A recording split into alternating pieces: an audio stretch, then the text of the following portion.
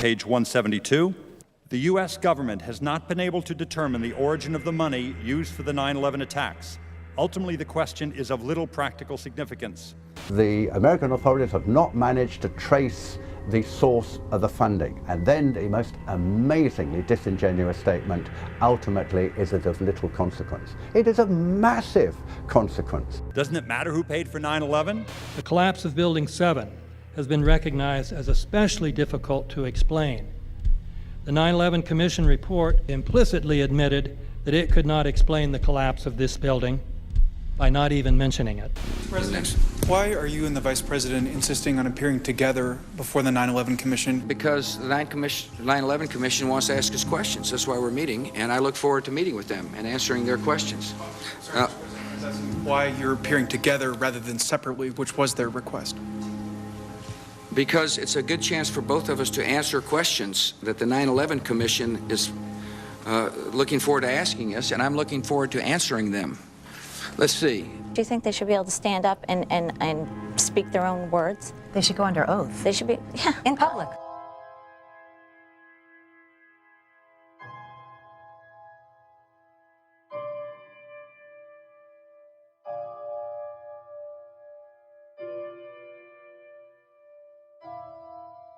Don't you think that the families deserve to have a transcript or to be able to see what you Adam, said? you asked me that question yesterday. For an I answer got the today. same answer, yeah. The final report was a unanimous report. That means that if there was a single commissioner who had any objection about anything, that fact would be dropped from the report. We have found out that he not only served on the transition team of the Bush administration, that he was a person who wrote a draft memo for the setup of the Bush administration's National Security Council, that he was an individual who wrote the preemptive war strategy that was eventually used for the war in Iraq, that he is a close friend of Condoleezza Rice's. We want him to resign. There is literally nothing in the 9/11 report that the Bush administration did not approve of. We can understand, therefore, why the Commission, under Zelikow's leadership, would have ignored all the evidence that would point to the truth, that 9/11 was a false flag operation intended to authorize the doctrines and funds needed for a new level of imperial mobilization.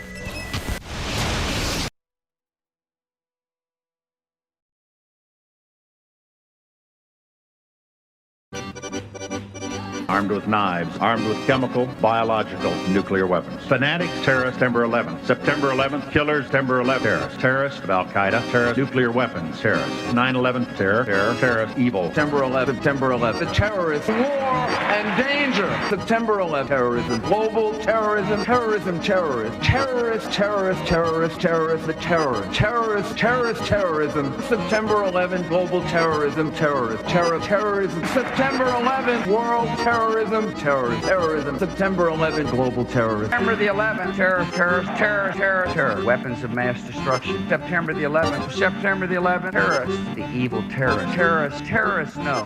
Terrorism. The words are hypnotically repeated. Terrorism, terrorist, terrorist threat, and of course, believed to be linked to Al-Qaeda. But it's the so-called war on terrorism that's in our faces practically 24/7 as the inescapable focus of our existence. One day, our grandchildren will look back on this time and ask, how was the war on terror won? The entire U.S. ruling class, ruling elite, comes to see terrorism as the preferred means, indeed the only means, to provide social cohesion, to provide an enemy image for the society to keep it together. According to neocon theory from Carl Schmitt, you have to have an enemy image in order to have a society. It's a very dangerous thing because now it means that the entire social order, the political parties, intellectual life, politics in general, all based on a monstrous myth.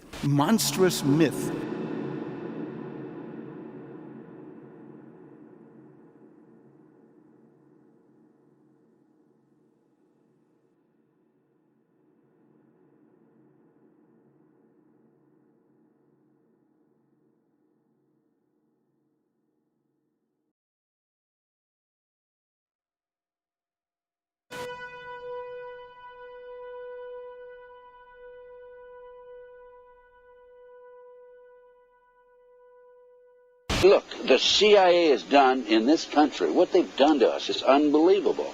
Look at the terrorist acts that have occurred. The CIA behind most, if not all of them. We had the Marine barracks.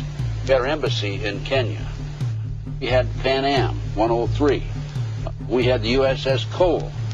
We had Oklahoma City. We had the World Trade Center in 1993. That helped the terrorists blow up the World Trade Center the first time, they built the bomb. They got the driver's license. The informant, the FBI informant, a fellow named Salam, a 43-year-old former Egyptian army officer, he was given the assignment to put the bomb together. And he went to his supervisor, his FBI supervisor, and said, we're going to put a dummy bomb in here, right? And the FBI supervisor said, no, we're going to put a real bomb. The FBI actually carried out the attack on the World Trade Center in 1993. They actually hired Ahmad Salam and paid him $1 million and gave him real explosives, a detonator, and told him to build a bomb and to give it to the foolish people that he was controlling to allow them to attack the World Trade Center complex. Unfortunately for them, there were only 6 people killed, not enough to pass the legislation. So what happened is 2 years later, April 19, 1995, down comes Oklahoma City Murrah building, 168 people killed. 1 year later, the anti-terrorism legislation that takes away many of our constitutional rights and civil liberties is passed.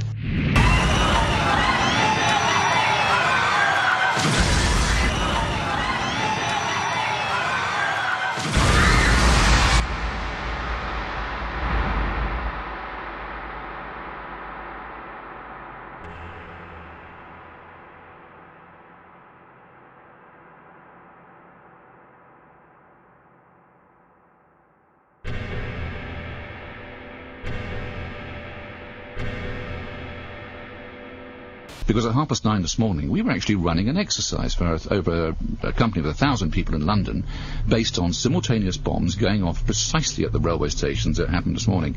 So I still have the hairs on the back of my legs standing upright. To get this quite straight, you were running an exercise to see how you would cope with this, and it happened while you were running the exercise? Precisely.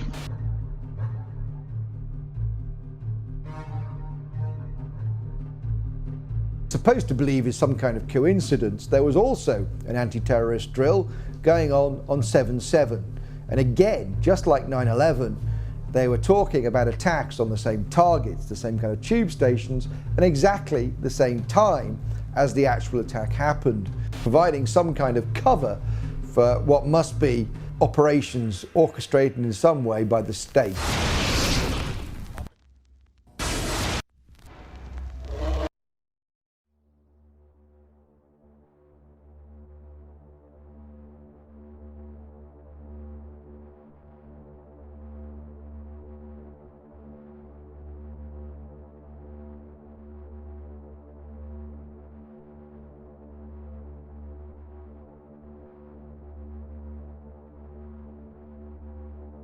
I am absolutely appalled at how much people in this country do not think.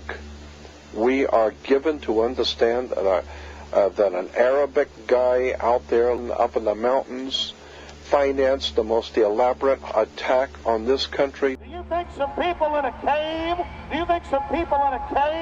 were able to have NORAD stand down? Do you think that people in a cave were able to have all of this happen? And when I think about how many Americans were killed in New York City, and believing as I do that this thing was a setup job,